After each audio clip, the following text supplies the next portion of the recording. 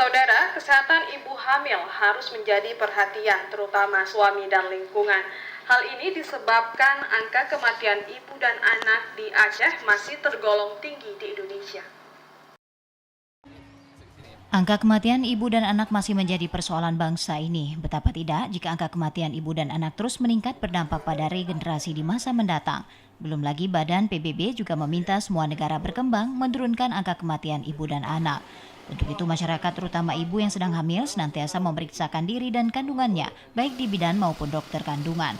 Namun kadang-kalanya karena jarak tempuh ke dokter yang jauh sering membuat para ibu-ibu hamil enggan memeriksakan diri ke dokter atau ke rumah sakit.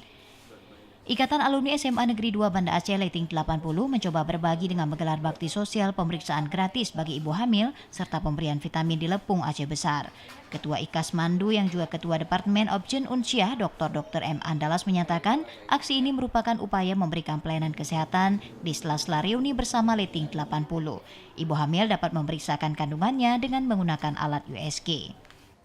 Yang masalah sekarang kita itu tentu masalah gizi ibu hamil. Mungkin kita akan bermain di sini dan ini ada kemudahan kita dan kita akan lakukan pada hari ini terutama itu pemeriksaan ibu hamil dengan sonografi juga dengan pemberian vitamin. Dengan adanya pengobatan gratis ini kami lebih senang gitu.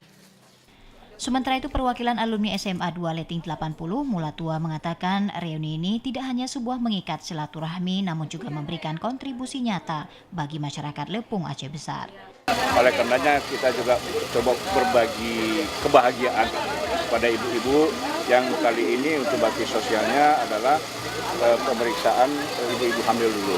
Mungkin ke depan nanti kita akan tingkatkan lagi. Seusai pemeriksaan kesehatan ibu hamil gratis, para alumni juga melakukan kegiatan reuni dan makan bersama. Tim Liputan TVRI Aceh melaporkan.